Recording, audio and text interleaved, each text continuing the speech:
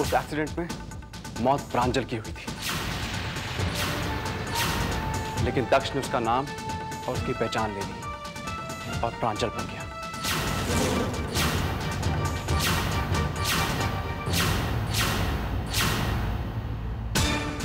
नहीं, ये नहीं हो सकता। ये तुम कैसे कह सकते हो? एक मिनट।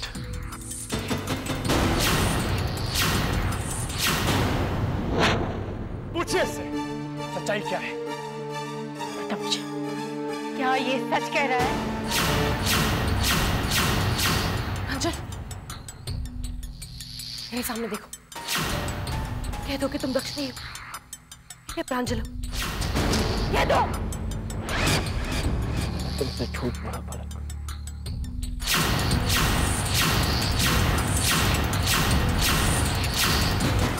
नहीं दक्ष, नहीं झूठ।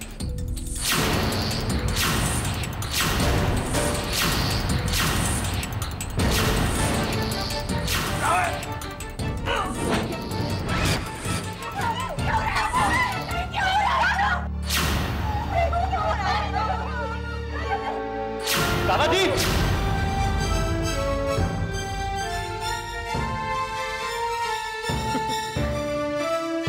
अगर मैंने अभी सबको सच बता दिया तो आजकल दादाजी की तबीयत भी ठीक नहीं चल रही। पूरी सच्चाई पता लगाने के बाद ही मुझे सबको बताना चाहिए।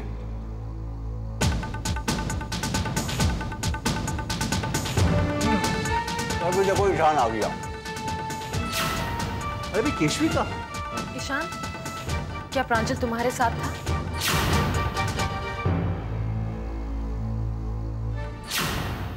दादाजी, क्या आप आज डॉक्टर के पास गए थे?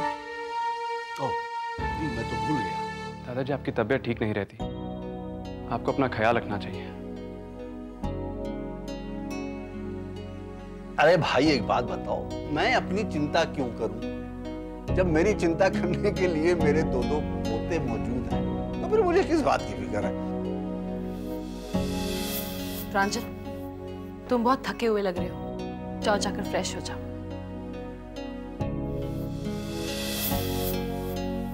इसे आराम की जरूरत है। चलो ईशान बेटी, खाना खा लो। नहीं दादी, मुझे भूख नहीं है।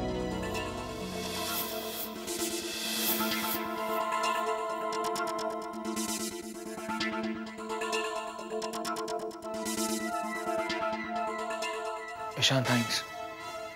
मैं तुमसे माफी कर। मैंने तुम्हें माफ नहीं किया है, तुम्हें इसकी सजा जरूर मिलेगी। सजा देने में देरी जरूर की है मैंने। क्यों किया तुमने ऐसा? Why did you do this यार? तुम्हें अंदाजा तुमने क्या किया है? मैंने जो कुछ भी किया पलक के लिए किया, और मैं बदल चुका हूं। पलक के प्यार ने मुझे बदल दिया।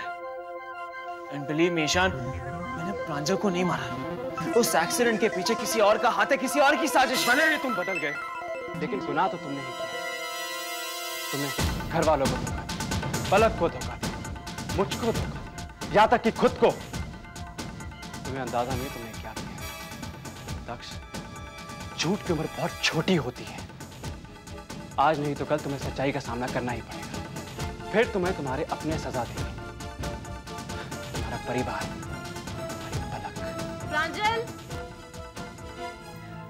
प्रांजल, चलिए आप लोग नीचे चलिए, खाना तैयार है। नहीं, तुम जाओ, मुझे भूख नहीं है। अच्छा, तुम नहीं खाओगे तो मैं भी नहीं खाऊंगी। क्या सोच रहे हो प्रांजल? प्रांजल, पलक, पलक, क्या तुम अभी प्रांजल से प्यार करती हो? ईशान, सच्चा प्यार कभी खत्म नहीं होता और ना ही कभी कम होता है। प्रांजल का तो मुझे पता नहीं, लेकिन मैं प्रांजल से बहुत प्यार करती हूँ। मैं जानती हूँ कि प्रांजल के मन में कोई ना कोई ऐसी बात जरूर है जो उसे परेशान कर रही है, लेकिन मैं ये भी जानती हूँ कि बहुत जल्द वो मुझसे इस बारे में बात करेगा।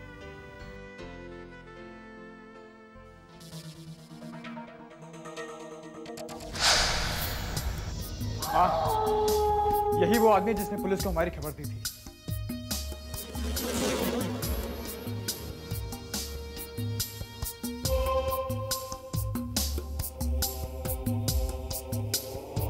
मुझसे बहुत बड़ी गलती हो गई, मुझे माफ कर दो। चिंता मत करो, गलतियां इंसानों से ही होती।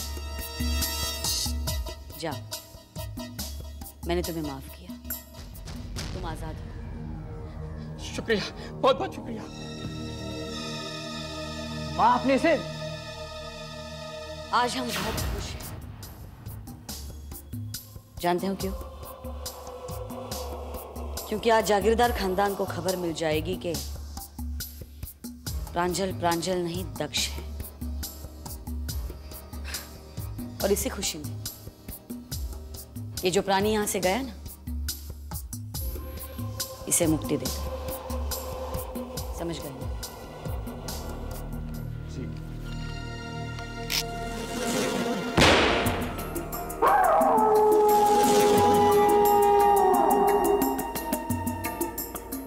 भगवान इसकी आत्मा को शांति दे।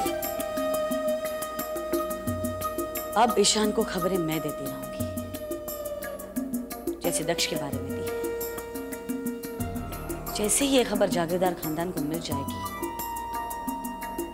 ना दक्ष को कोई बचा पाएगा, ना जागीरदार खानदान को। Best of luck Ishan.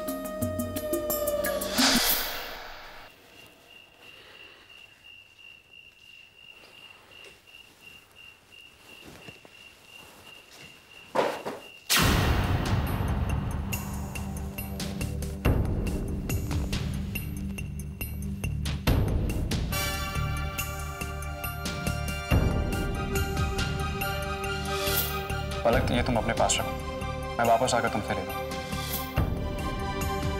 ये बॉक्स मेरे लिए आया था ना? इसमें क्या था? ये वही बॉक्स है जिसमें से मुझे सुराग मिला था। क्या था इसमें?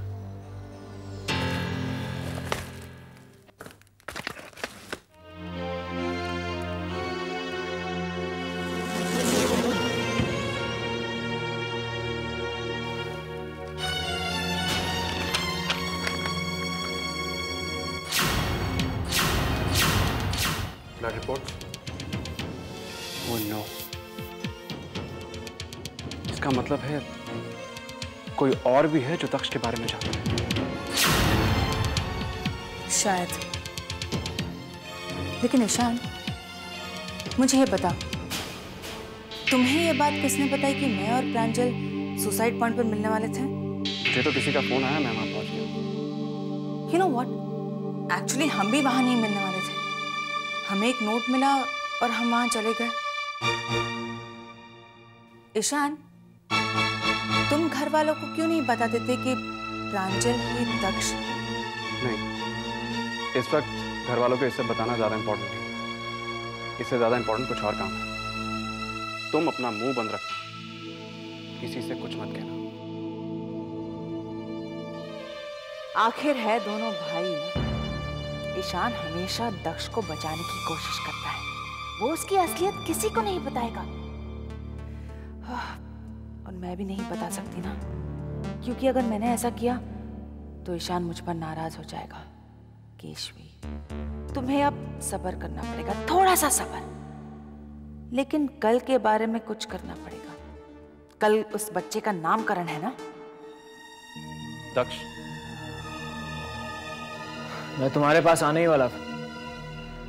ये सब छोड़ो, पहले ये बताओ पलक कहाँ है? वो आरती के कमरे में। बच्चे की तबीयत कुछ ठीक नहीं है।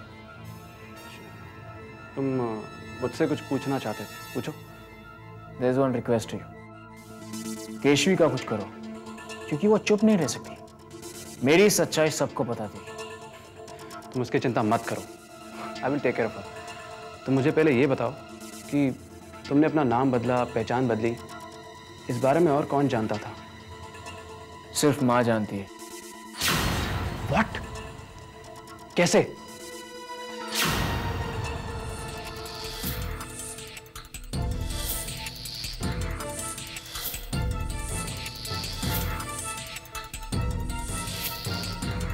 तुमने सोचा माँ तुम्हारी शुभचिंतक है, जबकि वो तुम्हारी और पूरे परिवार की सबसे बड़ी दुश्मन है। तुम ऐसा सोच भी कैसे सकते? मुझे भी यही लगता था दक्ष, लेकिन पिछले 1 महीने से मुझे उनके गैर कानूनी धंधों की इंफॉर्मेशन मिल रही थी। लेकिन कल मेरे हाथ सबूत के तौर पे कुछ डॉक्यूमेंट्स लगे। दक्ष, माँ को ये महात्मा या साधु नहीं है, उसके नाम पे एक कलंक है, एक धब्बा है। माँ का असल चेहरा कुछ और है। एक माँ ही तो है जो मेरा सहारा है। जब मेरे साथ कोई नहीं था तो माँ ने मेरी मदद की। तुम मेरा आखिरी सहारा भी छीन लेना चाहते हो? देखो, परिवार में जितनी भी दूरियां हो, जितने भी अनबन हो, जब कोई संकट आता है ना, तो परिवार को एकजुट होकर उसका सामना करना चाहिए। यही सोचकर मैं तुम्हें माँ के खिलाफ आगाह करने आया हूँ। मुझे अभी तुम्हारी बातों पर कोई यकीन नहीं हो रहा। मैं जाऊंगा माँ के पास और उनसे पूछूंगा कि इन हालात में मैं क्या करूं। वही मुझे सही राह दिखाएगी। ठीक है, जाओ और सच्चाई अपनी आंखों से देख लो, लेकिन मैं तुम्हारे साथ चलूंगा। जरूरी नहीं है, मैं अकेले ही जाऊंगा। दक्ष, प्रांजल, ईशान, इतनी रात को कहाँ जा रहे हैं? हम लोग कुछ काम से जा रहे हैं, बस अभी लौटते हैं।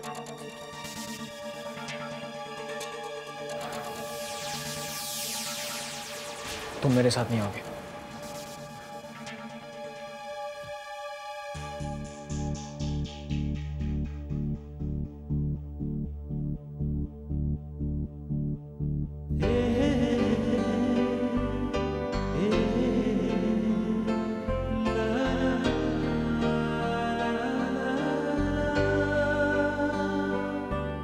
प्रांजल, चाहे जो भी हो जाए, लेकिन तुम्हारा नाम मेरे दिल से कभी नहीं मिट सकता, क्योंकि ये जिंदगी मैंने तुम्हारे नाम कर दी है।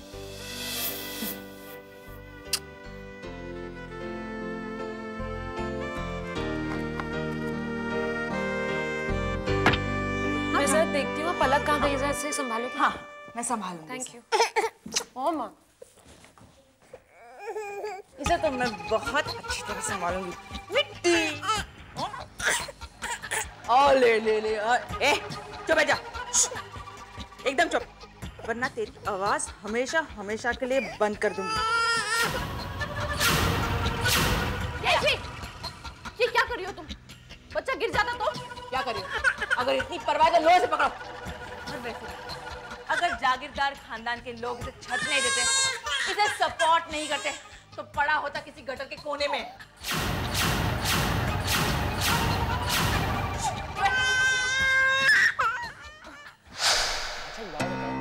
घर पर ये जो बच्चा गोद लेने वाली बात हुई है, इससे तुम खुश हो? हाँ, मैं तो बहुत खुश हूँ।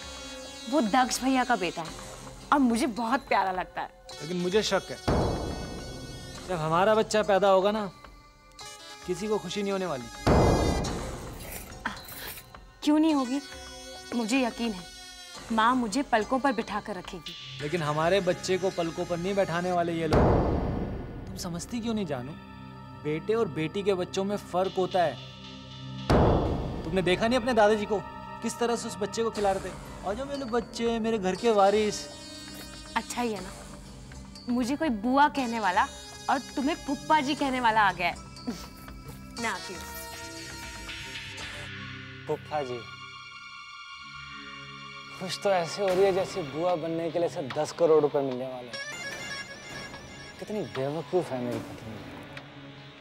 हे भगवान, मेरी पत्नी को इसी तरह बेवकूफ बनाए रखना, मेरी जिंदगी की नैया पार हो जाएगी।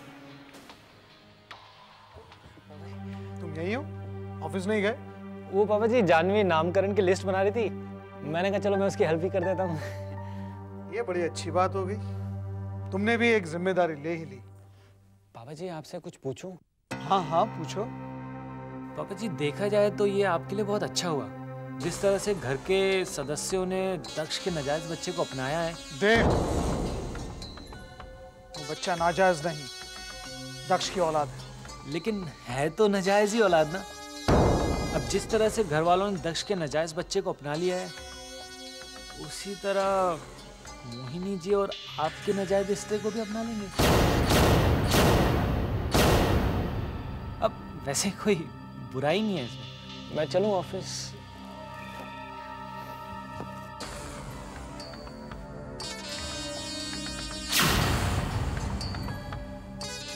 कहीं देव मेरे इस रिश्ते के बारे में किसी को पता ना दे।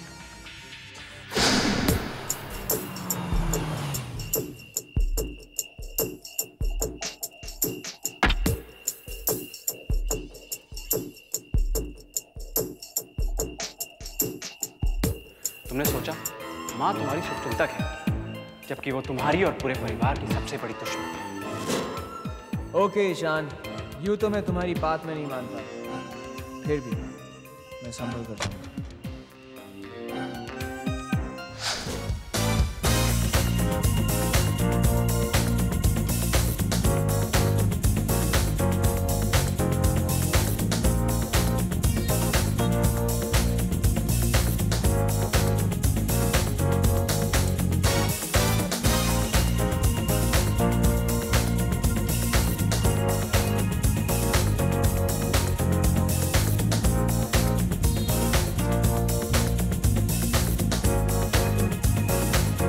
रंजीत सांघवी, एसपी इंडस्ट्रीज का मालिक, पहचाना? नहीं, I am Ranjit Sanghvi, SP industries का मालिक।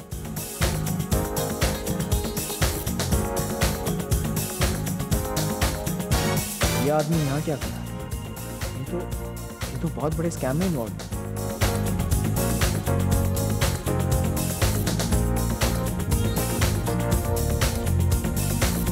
और ये एमएलए, इसने तो अभी अभी कितना बड़ा घोटाला किया था। सारे गैर कानूनी लोग हैं यहाँ।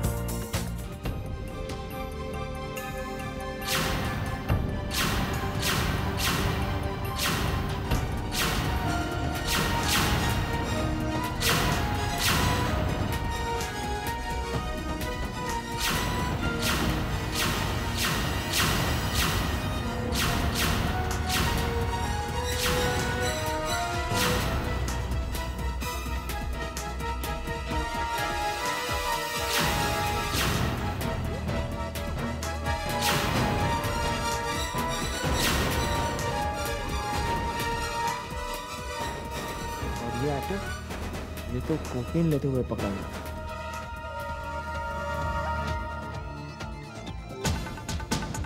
अब मैं समझा क्या हुआ होगा। वो माँ ही है जिन्होंने मुझे इतने खतरनाक खेल में फंसाया था। मेरी सबसे बड़ी दुश्मन तो यही है।